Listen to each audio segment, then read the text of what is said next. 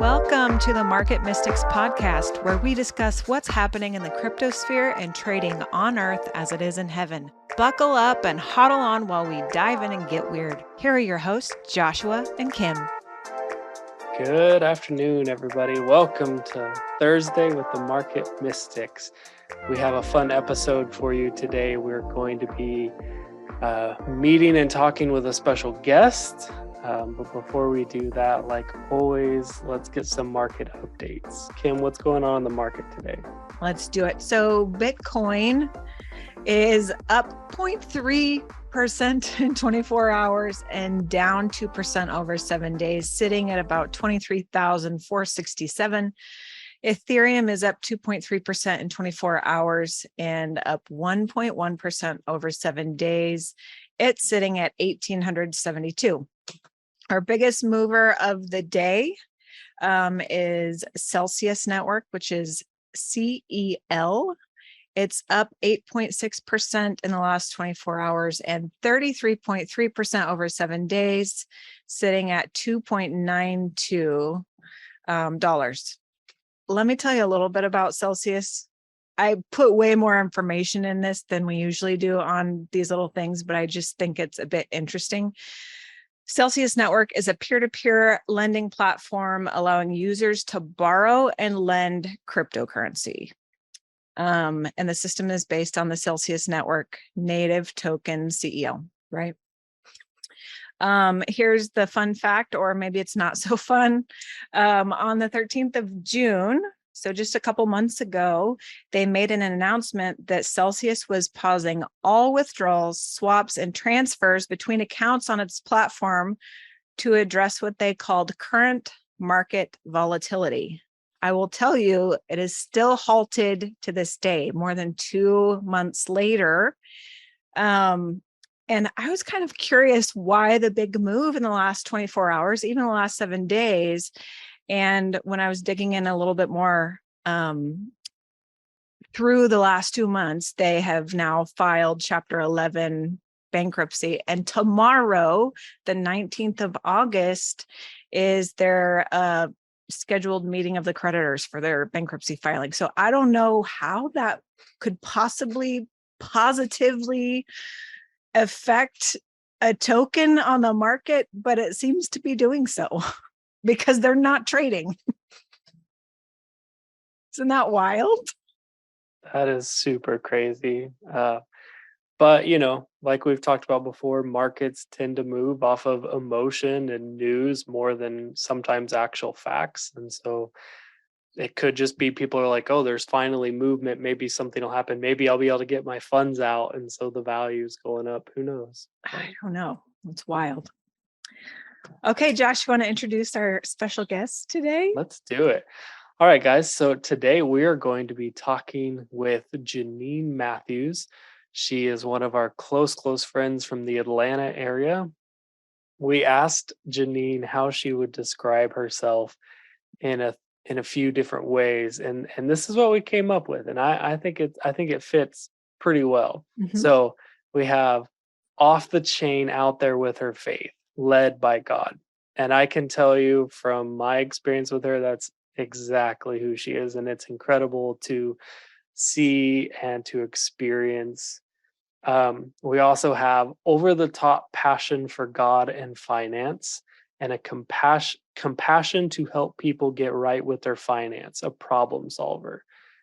And I mean, that's some of the things we want to talk about today, but I think that is a great way to describe how she functions on this earth, and it's pretty amazing. I also put down one of my own descriptors. I put connection queen because I have never met anyone in my entire life that knows more people than Jeanine does. That's true. It's like you're a connector of connectors.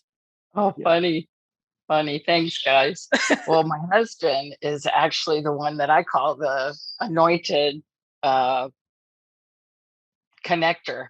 He can be on a flight to Africa. He can be anywhere, and he'll sit next to the CEO of, this has happened in the past, he's sat next to the CEO of a large entertainment company. Well, he's in the entertainment business. So it was like, oh, of course he's going to be sitting next to the CEO of that entertainment company. So he's constantly having these divine appointments of just big name people that you think in your lifetime, oh, I'd probably never meet them or run across them. Well, that's Eddie. He's constantly having divine appointments with movers and shakers. So I look at him like the connected one, the anointed connected one. That's funny. Well, either you both are, or it has really rubbed off on you, because we look at you as like the biggest connector we know. Oh, funny. Yeah. Funny. Thanks, guys. Yeah. So I have to tell you, Jeanine, number one, we are constantly referring to you in our personal conversations, especially about finance stuff, but even about faith stuff. And you even came up on our Monday episode. They're just concepts that you have even introduced to us that make such a lasting impression in regard to finance. So I want to start by saying we're really honored that you would come on with us, and we really respect you and who you are and your relationship with the Lord and how you walk that out, and inspired by you. Like you walk in a way that I think a lot of people want to and may not even know is possible. Yeah. So thank you for being here, and I'll just let you kind of go wherever the Lord leads you. Thanks, guys. Thank you. Thank you. Well, I could probably talk your ears off. And when I get you guys in a captured room, it's like, oh, let's talk. Let's talk about what you're doing. And let me see where I can stretch you a little bit. And our conversations when we're together are always full of that kind of good, juicy stuff. It's like, what does the Lord want to drop in our lap today and talk about so we can stretch each other? Yeah. And we never leave our times together where that doesn't happen. So we've covered so many subject matters, from investing in real estate to the markets to just your personal lives. And the thing I always recognize when someone drops in my life and they want some semblance of order, how do I do this? How do I do that? And it seems like the Lord always brings me back to square one, which is write it, make it plain, put it before you, though it, put it on the wall, though it tarry, wait, for it'll surely come. So doesn't matter who I'm working with. The first thing in my first meeting I say is, let's make a plan. And they're like, oh, I'm broke. I can't do anything. I can't plan for my future. And that's the biggest downfall, is people not taking the time to write the plan, make it plain, and put it before you. The Lord wants to honor a plan. So I'm sorry, my phone is being beeped in and I'm sending it to voicemail. Sorry about that, guys. So this plan thing, the Lord taught me early on, whatever your dream is financially, it doesn't really matter what subject matter we're talking about, write the plan. The Lord is looking for a plan to honor. And until you write it, make it plain, post it so he can see, the world can see, it's just sitting dormant. And whenever I meet with a new client to go over their financial picture, the purpose of that meeting is to initiate a game plan. What are we going to do here? So if we've got a lot of debt, then we're going to make a strategy to tackle that debt over time. But what's really cool, and I say this in every first meeting of every new client, is mark my words, within a very short period of time, the Lord is going to manifest something in your life that is completely out of left field, something you have no clue is coming. It's going to take you by surprise, and it's going to bless your socks off, because he's saying, thank you for making that plan. Well done, good and faithful servant. Thank you for writing it down. Now I know between you and I, we have a plan to follow. And then he releases the funds. He releases the next chapter. He starts to pour in, but very quickly after that first meeting, I've had people call and say, I got a $45,000 bonus. I've never gotten a bonus in my life. And I mean, just out there stories, just incredible stories of people that were not expecting, had no faith for anything. And the Lord shows up and pats them on the back and honors them for taking the time to write down a game plan and being accountable either to me and him, or just them and him, but he's looking for the physical manifestation of a plan. As soon as we put the plan on paper, and it's beyond what we can ever solve. One example, I had a client that had 32 credit cards. And I can remember sitting across the table from the couple, and I said, pick one. And the husband was like, what do you mean pick one? And I said, pick 1, 2 tops, because we're closing all these others. And he's like, no, we're not. No, we're not. And I said, well, then you're not my client. You don't have time for me. I don't have time for you. Well, 2 weeks rolled around and he had closed all but 2 of these credit cards. I said, okay, now we can build a plan. We have debt we have to deal with. We have your current financial situation, and we want to plan for your future. So we sat and we did a plan. It was very thorough, and within the quickest amount of time. So they were in the $150,000 debt range, overloaded with debt. It was just prior to the pandemic.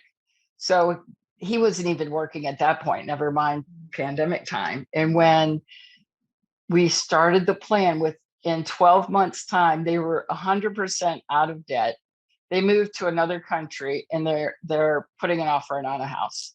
Wow. I mean, only God can wipe out that kind of debt in that period of time. And if we sat and talked about it, like, how did that happen? We all kind of rub our heads and go, who knew? I mean, we still can't connect all the dots, but they are 100% out of debt, completely debt free. And now they're in a whole new season of life and prospering because we made a plan.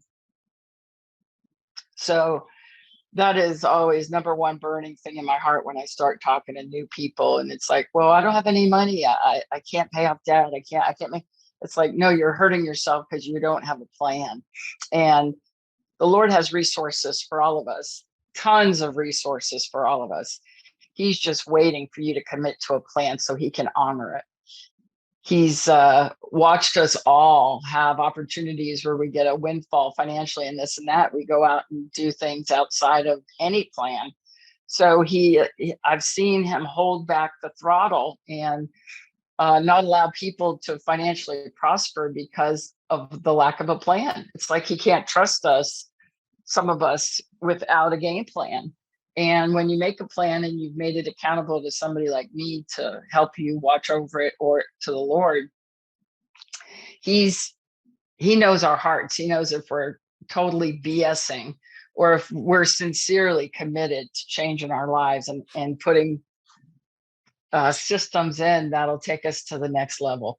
I can't tell you the Christians I run across that it's like, oh, I'm called to be a millionaire now. I'm called to be a billionaire. And these are people that can't pay their bills on time. They can't balance a checkbook to save their life. And yet they're still talking, I'm called to be wealthy and this and that. And it's like, okay, well, you can't even balance your checkbook. So good luck. Take care. So there's steps to take. Faith without works is dead. I can have faith for all those things, for all those folks, but there's courses to take. I grew up reading the Wall Street Journal since I was 14, and my stepdad used to save his old copies for me, and I'd go by the house and pick them up. And when I got older, and he told me at a young age, if you just read the front page of this paper, you'll know more than the average person walking the face of the earth. Well, 14 years old, I thought, wow, that's a great challenge. And so I did it. And what it did at a young age, it formed my brain. It put pathways into my thought process from reading that paper. And back in the day, this was a long time ago, back in the day, when you read a newspaper, it was fact. It was, the front of the Wall Street Journal was all these little bullet points of fact, what company sold this. And now, you can't always trust the news that you get. So, but back in the day, it really taught me how to look at everything black and white and bottom line. So that led to a career on Wall Street. In the 80s, I worked for Solomon Brothers in Manhattan and got exposed to commercial real estate on a worldwide scale. So we were the firm, one of the big firms on Wall Street at the time that were buying and selling some of the largest properties in the world. So I got to work on those deals, and that was fun and exciting. gave me a real worldwide perspective of that market. Who knew years later I was going to end up in real estate myself, but I got exposed to it on that scale, and then in the regular real estate mortgage lending world years later. So I've then again, my dad, who turned me onto the Wall Street Journal, was also a trader. He had two seats on the Mercantile Exchange in Chicago. So he moved, large quantities of pork bellies and wheat and corn. And he had two seats on the exchange. So he did this every day. And that was his passion. And I'm the only one out of 10 kids that between my folks that went into finance. So in the 90s, when the real estate market started to take off and go nuts and crazy, I had moved from Los Angeles to Pensacola, Florida, and we started buying up real estate, and I got into lending. So I learned the whole lending side of real estate. And I think that's the weakest link in the real estate markets is realtors are great and they know their stuff about real estate, but very few know how finance works when it relates to real estate. So I was lucky enough to get exposed to both. So I can now write my own contracts when I find my own properties, and I can fund deals because I know how banks think and what banks look for. And that's a huge, if not more than 50% side of real estate investing, is knowing how finance works. And the sad thing is 90% of my clients that land on my plate for a mortgage, the lack of education that we're exposed to in the finance world is pretty sad. There's a lot of it out there, but it's not pumped into us growing up so much. I mean, we learn math, we learn things in school, algebra and everything else, but hands-on real estate purchasing and investing is something we're never exposed to. But again, I got exposed to it at a young age, started reading the paper that formed my brain to always be looking for the bottom line in black and white. And it helped form my future moving forward and growing up into a thought process that I recognize where there's not fact pretty quick. Yeah. And so I just kind of push it out of the way in my brain. So I'm constantly filing things according to bottom line, black and white. What's this at the end of the day? So that was helpful. As much I can encourage everyone to do is get whatever courses you can. I mean, I'm constantly signing up for courses and this and that in the financial world because I'll never know it all. But I'm constantly realizing that I know more than most everyone around me. So I am always beefing up my education. I feel like that's how the Lord can get things to you. When you learn a new thought process in a area, an industry, a realm that you've never experienced before, as soon as you start to learn it, then the Lord can download, wisdom and knowledge into this area that now you've got the bandwidth in your brain to figure out what he's trying to say to you. When I moved to the property I live on now, 3 years ago, for the last 3 years, I've heard the Lord say, 1 minute, 1 mile from 85, which is the main artery freeway that goes right up into Atlanta and the airport. And for 3 years, I've heard the Lord say, you live 1 mile from 85, 10 minutes door to door to the world's busiest airport. And I knew he was repeating, telling me this for the last 3 years. Well, boom. As I've been doing homework in real estate, I find out there's a mathematical formula if you live close to a freeway or a major airport. So boom, the Lord's been trying to download this mathematical formula into my brain to do the math, to show me what my property's worth, that I'm hooked up with 6 neighbors, a total of 7 landowners over 60 acres. And we live 1 mile from the freeway and 10 minutes from the world's busiest airport. So I've packaged our 60 acres to present to the worldwide marketplace because there's investors that just look for that formula. So It took 3 years for the Lord to get that in my brain, though. 1 minute, 1 mile from a freeway and 10 minutes from the world's busiest airport. And I started to talk to consultants and people that know more than me. And boom, I find out that there's this mathematical formula that investors follow for properties close to freeways and airports. So as soon as I had the light bulb moment, I started to talk to my neighbors, and now we've got this beautiful package of drone footage and whole real estate portfolio that we have people serious developers knocking on our door. So when I landed on this property 3 years ago, I thought I was just moving out to the country. I was going to live in a cave and just chill for a few years and get my health in order. And who knew 3 years later, I'd be flipping this property for 5-6 times what I ever paid for it. Only God can bring those kind of numbers in. Mm-hmm. So if we're tracking with him and following his thought process in different areas of our life, then he can hand you these opportunities on a silver platter, and you'll recognize them when he's handing them to you. So I went through a life and death experience back in 2015, was hospitalized. I couldn't walk, talk, swallow. I was 98 pounds. And the whole time I laid in bed connected to tubes for 2 years. I'd say, Lord, give me a word today. And he would say, rest. And I'd say, how much more can I rest? I'm on my back, hooked up to tubes.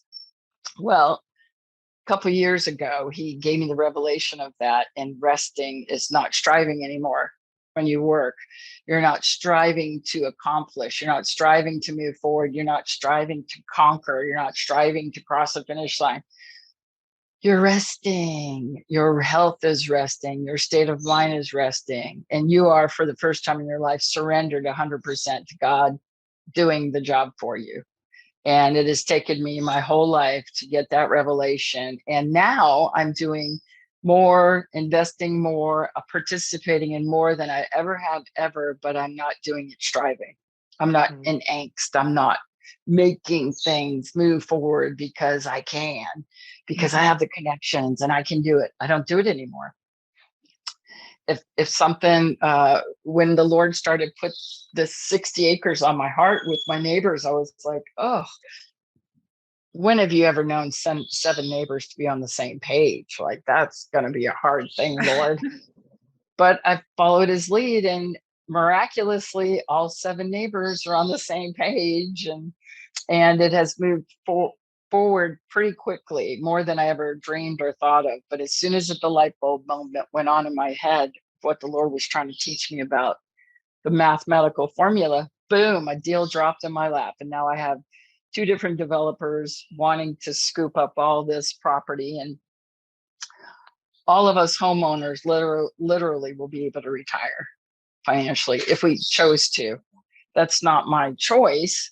At the end of the day, I don't think I'll ever retire because I love to do what I do. I love finance. I love real estate. I just like to be a problem solver in this area.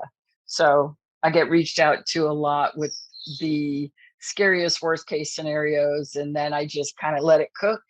I feel like if you land on my plate, God has a game plan. I don't advertise. I don't talk. I don't go looking for clients. They just land in my life. And when they do, I take it pretty seriously as to, Lord, what's up with this person? And then he can reveal stuff to me on a level he hasn't been able to tell anybody else on their team, because no one had the background and experience to recognize what needed to be done.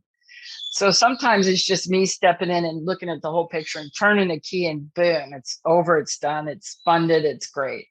So I think that's the part I like the most, is being a problem solver where things just can't move forward anymore.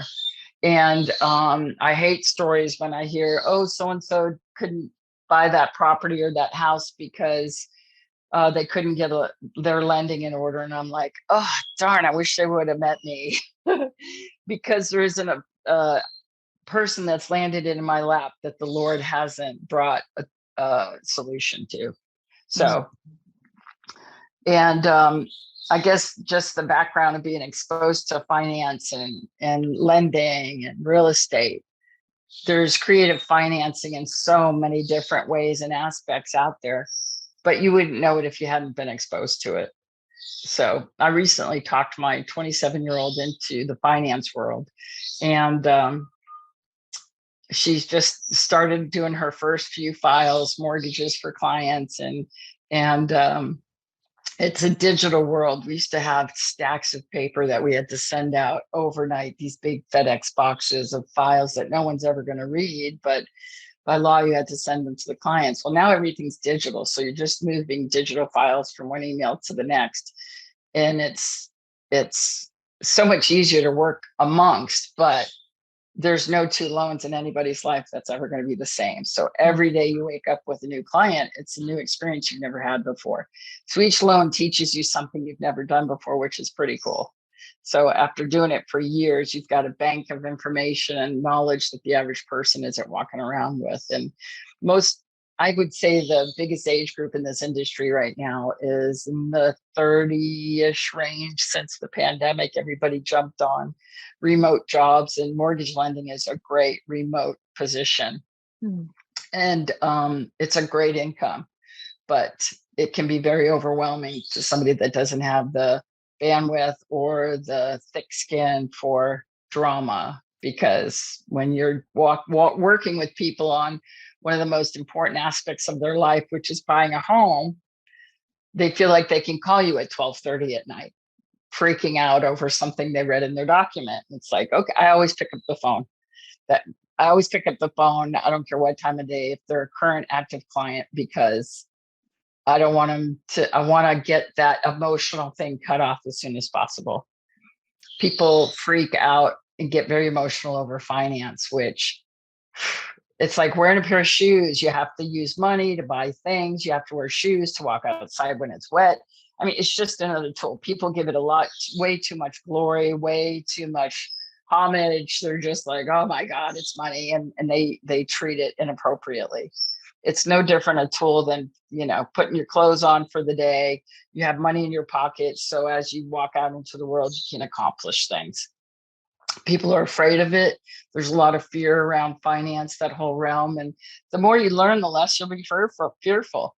Start out reading a good financial paper. I follow a great financial group called Socrates. And someone had turned me on to it years ago, and I follow it every day. And I think they have a $15 a month membership.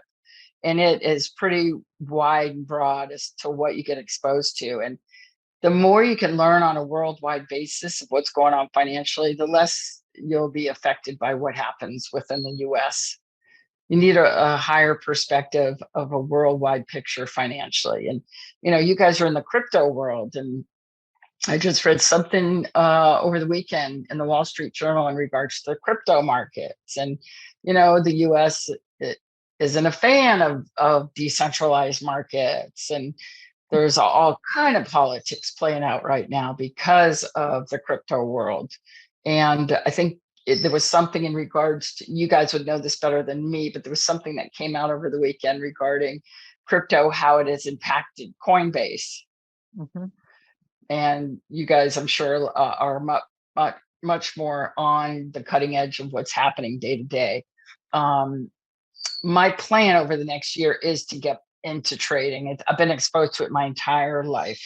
I have sat with my dad and traded for hours and had a blast. And we had tons of money in his trading account. So, I think this was back in the early 90s. We were trading Yahoo at some point. We started off the day trading Yahoo. By the end of the day, I think we were up like $270,000. And I was a poor kid from Los Angeles that drove up to my folks' house in Tahoe, just thinking I'll trade with my dad for a few days. And I'm seeing our account. I mean, he had a trading account he could work with. I had pennies. But when we were up 270,000 in one day, I'm like, shouldn't we sell? Shouldn't we sell? I'm thinking, I need gas money to go home to Los Angeles. I mean, shouldn't we sell? And he's like, oh, no, let's just see how the day plays out. And I was like, oh, I can't handle it. Well, I think it dropped by the end of the day, and maybe we were only up 150,000, but still, it was more than I had ever been exposed to on a trade day. So but he had such a peace about him, and he'd done it his whole life. He was a trader on Wall Street and on the Mercantile Exchange. So this was just his fun playground in his retirement. So I'm looking forward to my retirement on the level of being able to really relax and sit and trade like my dad did. A lot of So- people wouldn't consider that a retirement. They would consider that still working. Right. So, but I've thought my whole life I would get into trading as a career and as an income stream. And that's a lot of pressure. That's a lot of pressure.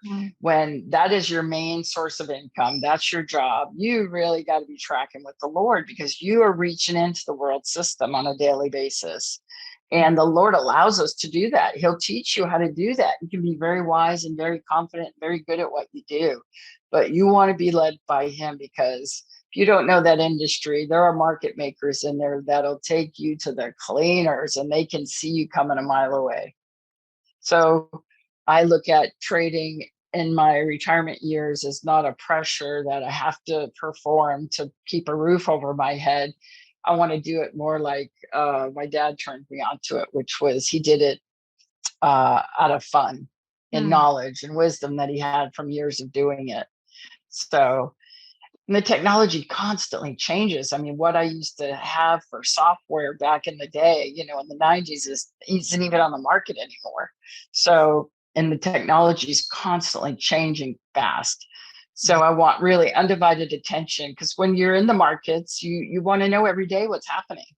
Right. And depending on your focus and your strategic planning of what area of the markets you're focusing on and capturing, you got to stay up on the news. You got to stay up on your reports. You just got to stay in touch with what's happening. And I don't want to not give it 100%. Sure. So this season of real estate and finance and mortgages will prepare me for, I say that word retirement, not that it's ever really going to happen, but there's a difference when you don't have to worry about how the mortgage is going to get paid this month versus that mindset is night and day. So I'm looking forward to that. Once I lived through the last health thing I had in 2015, I mean, I was dying.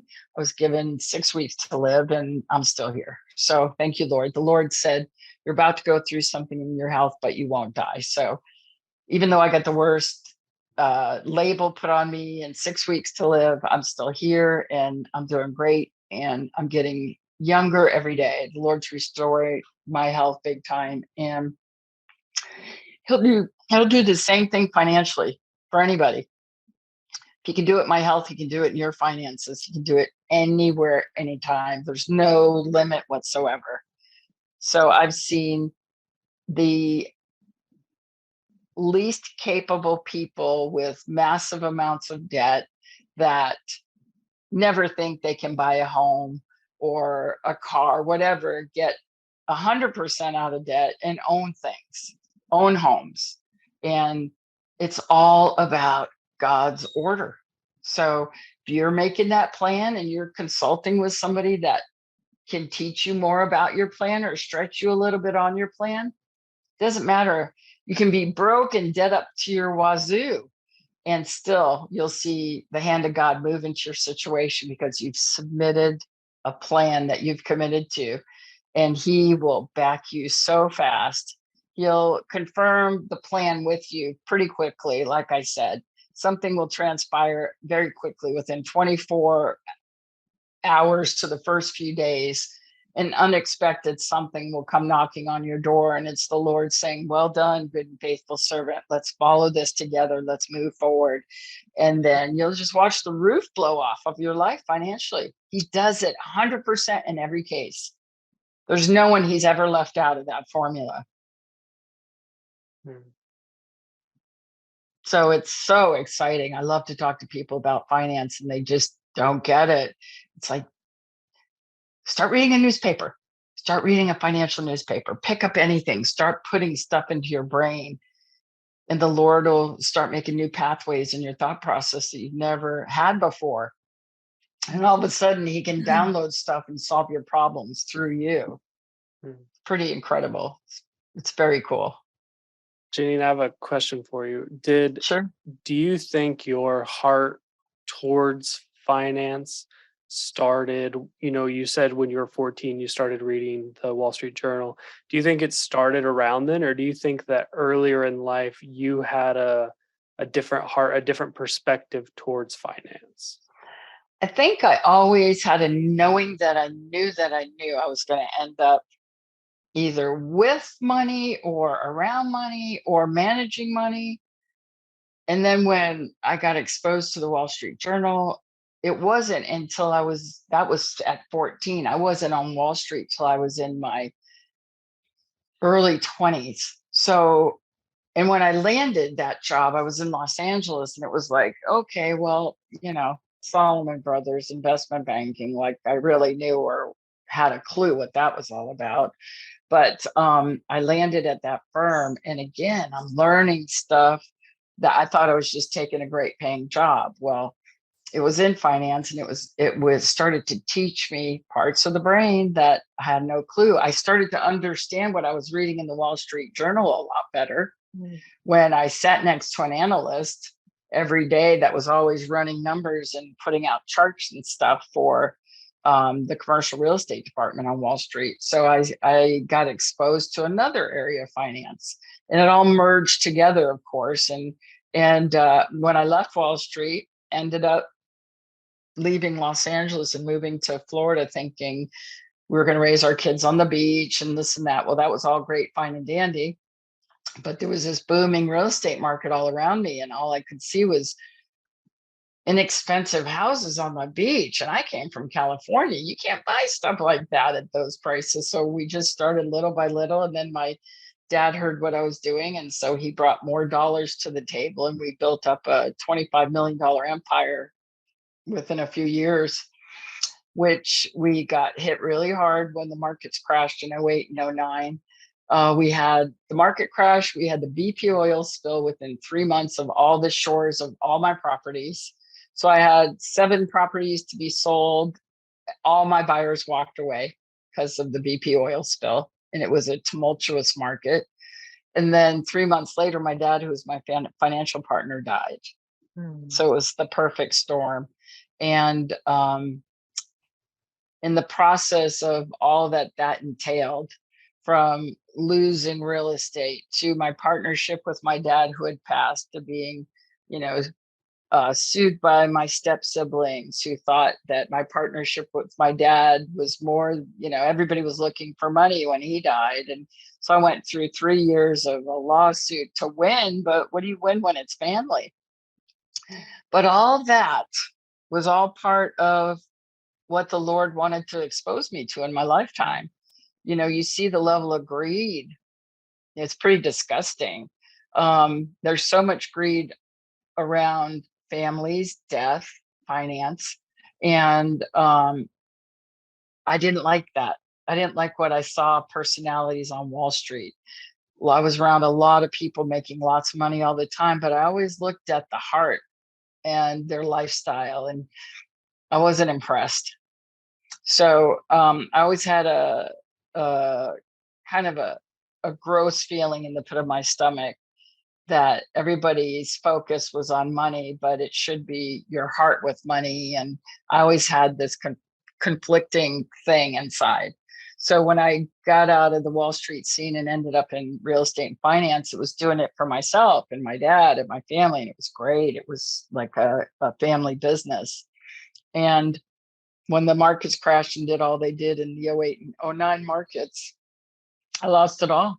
I sold the couches to pay for attorneys and to defend myself against family and that whole thing for years. And then I get diagnosed with ALS and hospitalized with 6 weeks to live. After I win the case, everything, I'm dying. Yeah. So I survive a physical death and get back to walking and talking. And we moved to the Atlanta area, and the Lord hands me a silver platter with a house on it and says, "There's a lot of equity in this. Would you like to buy it?" And I'm like, are you telling me you want me to go back in real estate? It's like, well, Jeanine, you know how to do this stuff. It's like, yeah, but are you telling me you want me to go back in real estate? Well, sure enough, I'm back in real estate, and I have about 100 acres of land, multiple houses, and I don't have this, like, my husband and I go back and forth having these conversations. He goes, you don't need every deal that comes across your path. And I'm like, I don't look for them. They literally drop in my path. And as crazy as the market's been, you can't make an offer on a house without 20 other offers. I never buy a house that's on the market. They're always offered to me before anybody puts them on the market. So very rarely do I even have to deal with realtors. I can write my own contracts. I used to be a realtor. I know how to do it. So I'm always counseling people how they can do it, either themselves or with the right realtor. And but again, the whole market consists of finance, and the best realtors, and there aren't a lot, are the ones that know finance. You can make deals all day on houses, but does anybody know what a 21-day financing contingency is on a purchase contract? No. Buyers don't even know what it means. It means you have 21 days for a bank to give you approval to get that mortgage. So a lot of people use it as cooking time. Do we really want this house? I've seen in this crazy market, a lot of people put offers on properties just to hold it up so nobody else can buy it until they decide what they want to do. And then they exit out of that 21-day financing contingency. And I watched one of my children go through that twice, to where that'll never happen again. Now I've learned the current market and the side of the game that realtors were letting their clients use to sellers' disadvantage. They were locking up properties and using that 21-day contingency. So now I work with lenders that can close a loan as early as 7 days. Wow. So when you're competing in a bidding war on a house, we get every contract when we say we can close a loan in less than 10 days. We get the contract all the time. So it's just more wisdom and knowledge that God's put in me and taught me and introduced me to the right lenders that can do those kind of deals. So it's a fun market. People get freaked out when you start talking real estate and finance. I love it. Doesn't scare me. I'm always up to learning what the next thing is on the market, the next product. There's products constantly changing. And now that we're in an inflation time period, there'll be even more creative products landing in the finance world, because banks are always going to make money. So they will make products for you to come and get, no matter what the interest rates are. They'll take a 30-year amortization over a 30-year mortgage and turn it into 40. So you can afford that payment every month, even though your interest rate is, 6.9%. They will make it palatable for you. That's what they do. Wow. So I guess that's where my brain goes. I'm off the chart because there isn't anything financially that scares me. I think that's a good place to be. Yeah. There's different seasons I've had in my past with the tumultuous markets and things like that. There were a lot of finance companies, and I had a lot of friends that worked for finance companies. And depending on the political climate at the time, I can remember in the 90s, a lot of finance companies literally being folded by the feds, being closed down left, right, and center. And I didn't get the whole big picture at the time, but the government does different things to affect markets, like you see every day in the crypto world. And so that was a whole new learning curve in regards to the political situations and how it affects banking and how it affects interest rates and all those things. So there's so many facets to the finance world. Jump in and get started. There's so many different avenues you can take to learn. And the more you learn, the more the Lord can pour down thought processes into your brain. People will, like, I bought a lot of acreage last year, and I can remember people saying, well, what are you going to do with that? I'm like, I don't even know. I know the Lord's knocking on my heart saying, here, there's an opportunity for you. And I'm like, why do I need Why do I need 50 acres down the road? And the Lord's like, I'll reveal it to you over time. So now I own the 50 acres, and now I'm learning that there's a 200-year-old well on the land, fresh, cold water. And there are assets on this property that are beneficial. If the world starts going nutty, I got a deep water well. So I don't know what the big picture is moving forward, but I know I'm a little bit more prepared today than I was last year. I love that. Well, Jeanine, thank you for joining us today. It was a complete honor, a complete pleasure.